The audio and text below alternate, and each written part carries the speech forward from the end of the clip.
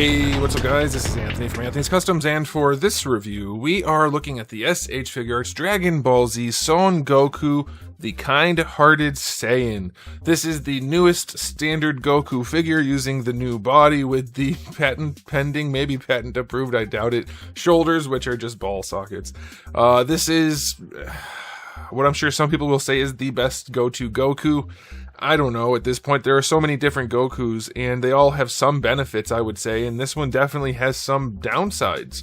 So, I don't know, we're going to review it, we're going to see what you guys think, and we'll see what I think, and maybe we'll be able to decide by the end. But let's go ahead and get it off the stand and take a closer look. Before we look at the figure, I do want to show you my package. It is your standard packaging. They decided to make it all orange so that he mostly disappears in the package. Why they do that, I don't understand it. You want contrasting colors, or complementary colors, but not the same color. Doesn't make sense.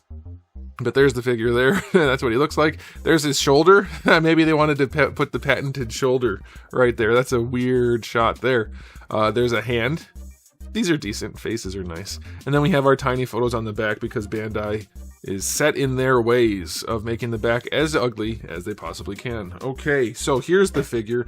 It's basically the same as the other one that we were looked at not that long ago that was the newest, bestest thing ever. It's not, I mean, it is the newest. Best thing ever? I don't know. There are some serious problems with this figure, and they addressed none of them, it seems, in this release. So, and there's actually a new problem, so I don't know. We'll decide by the end. Okay, he is that tall compared to Darwin. Standard Figuarts. We've seen this figure before, so this may not be that long of a review, but we'll see. He is in stock at Big Bad Toy Store if you want to get one. If you don't have a Goku, it'll be fine.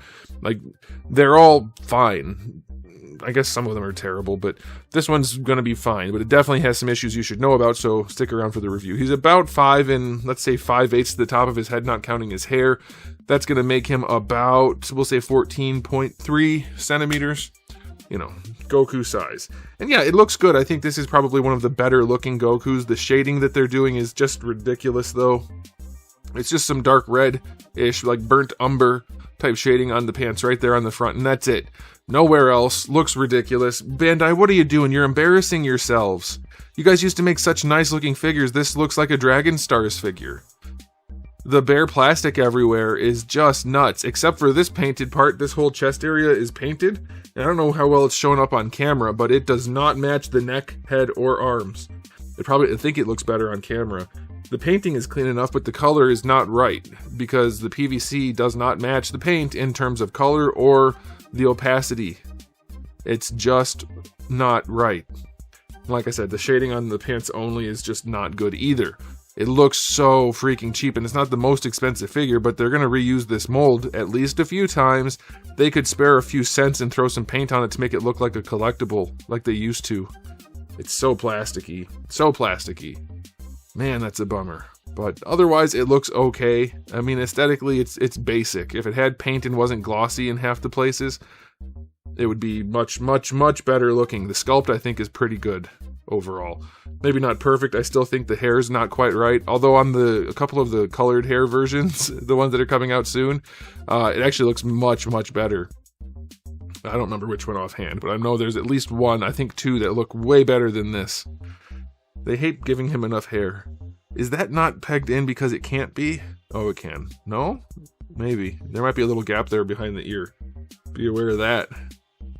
This is how he came in the box, but it doesn't go in any further. That's not going to make that joke. Okay, so aesthetically speaking, it is just fine. I'll go 6 out of 10 for Bandai. It's a lower price point, but it's still really plasticky. And a lot of reused parts. They could have put a little more effort into it. Okay, as far as accessories go, it's kind of better than average, I guess, but we still get no blast effects. Bandai, thank you for never including blast effects. It's just a really good decision you've made, and I'm thrilled by it. I say that sarcastically, I'm not, because I won't be selling enough of them to make any real amount of money, and I really wish that Bandai would just make some freaking blast effects. Okay, these figures make me want to rant because they should be so much better than they are. 4 faces, I think they are some of the best Goku faces. They're maybe not perfect, but they are certainly good enough. We do get the interchangeable windswept hair. I think that's a nice addition. I like that a whole bunch. And then we just get the usual spread of hands.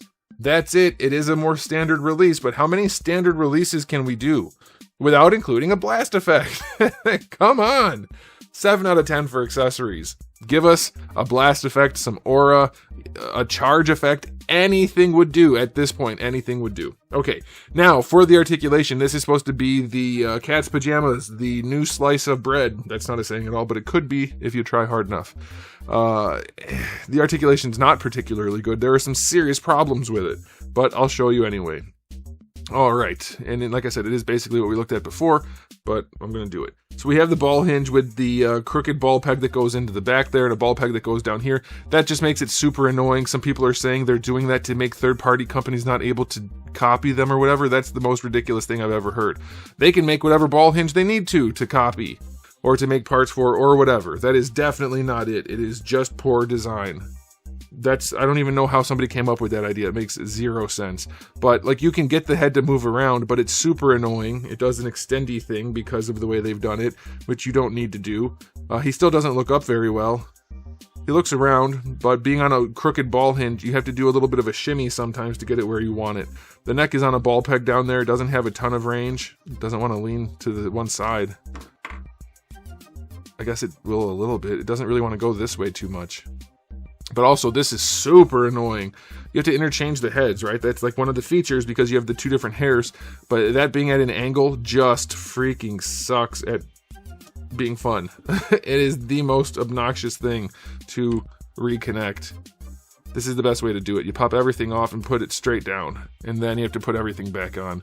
Because toys should be a hassle and not fun. That's what I always say. Because double ball pegs, who needs those? Those simple, perfectly functional joints.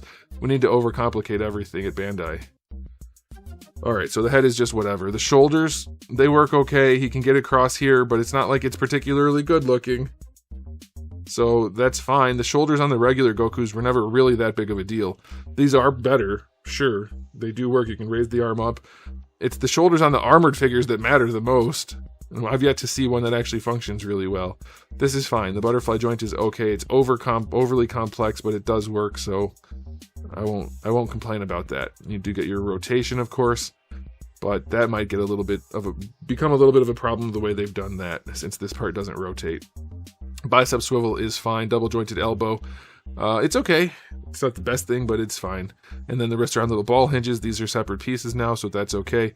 And then this is all a soft overlay, which you can see the guts behind, which makes it look not good.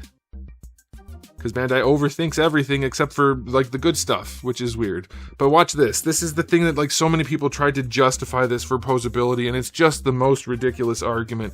This part of his shirt that's supposed to look like it's tucked in, it doesn't go underneath the belt. It goes over the belt. And that is just ridiculous. And if you go all the way with it, you get huge, incredible gapping thanks to their hinging and ball pegs. If anything, this piece right here, which has orange and blue on it, which is also a horrible choice, they should be two separate things rather than one thing painted.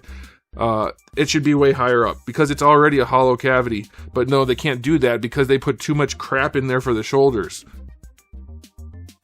Over-engineering at its finest. Let's just have giant gaps instead of doing things simply the way they should be done and to make them work. Oh yeah, this is the best Goku ever, by the way, by so many people because it's trendy and popular to say the new thing's the best thing ever. This is ridiculous. This torso is horrible. The only thing it's good for is range, and it's not, like, considerably better than many other figures that they've done that look way better. This is just the worst. This situation right here is the worst. It only looks good if you don't pose it. As soon as you pose it, it looks ridiculous. Man. Alright, for the hips. Ugh. You want to tuck them under. They have to go under. Make sure they're going under. Man, the torso's also loose, by the way. These are not the best hips they've done by a mile. They're gappy and nuggety. Not the worst nuggets, but they are nuggety.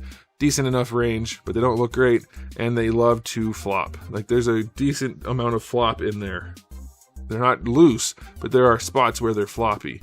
You also have the ball peg and the thigh swivel that makes these stick out like the Trunks figure. Luckily, you can mush those back in, but be aware. Bringing the leg forward, the soft crotch does flex, and he can kick high, so I will give them that. That works out well enough. Bringing the leg back, even though the cheeks are semi-soft, they don't go back that far, and I still prefer back when they didn't have the cheeks sculpted here, because you don't need it. I'd rather have the extra range. Thigh swivel, like I said, is a ball peg, but you do get your thigh swivel. Single jointed knee is good in concept, not that well executed. It's fine. It's just better than 90 degrees. And they put a hinge down here, so you would think it works like a Revoltech so that you can bring the leg back farther. Nah, it doesn't go back. It goes forward and leaves a giant chunk missing. Yep, that's going to be bad as long as they keep using it. And all the people saying, well, it's so that you can make his leg look like it's curving for a kick. Great. Great. That's the least useful thing ever. That's good for one tiny pose, and it doesn't even have enough range to really make a difference. If anything, make it go forward and back so you can get a deeper knee bend, and so that it's recessed far enough that it doesn't leave a big chunk missing out of his leg. It's terrible engineering. Then, like I said, for the knees, it's just not well executed. It's not bad, but it could be so much more smooth, so much more fluid, and with better range. So that's not particularly good. I'm very disappointed in this modern Goku. It's like they're trying to keep things from being good. Ankles, they can point the toe down pretty well. You cannot point the toe up at all on the ankle, which is just crazy at this point. The ankle rocker is really nice. That's good. And you do get a toe hinge, but they suck at toe hinges. These are some of the worst toe hinges I've ever seen, short of Beast Kingdom.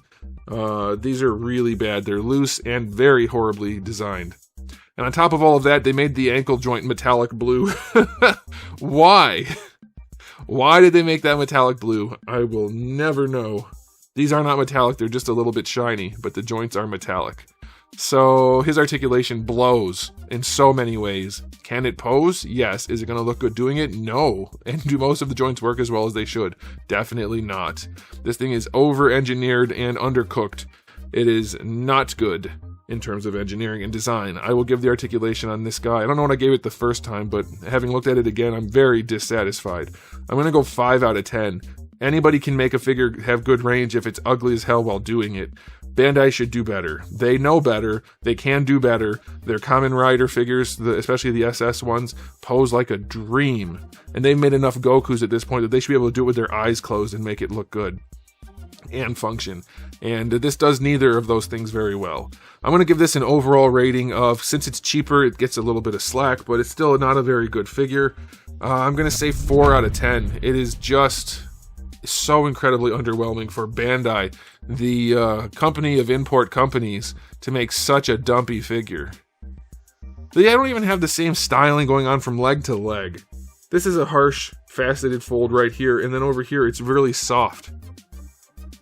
It doesn't... whatever. It's bad. Very disappointed in this. I hope Bandai makes a 4.0 or 6.0 or whatever .0 we are at this point soon. Because this dumpy bit figure is just really, really underwhelming. Alright, let me know what you guys think in the comment section below, but I'll be done there. So thanks for watching. If you enjoyed the video, please do give it a thumbs up. If you didn't, give it a thumbs down. And if you haven't subscribed, you should. I have new videos just about every single day, and thousands already on the channel. So make sure you come back for all of that. And in the meantime, keep collecting.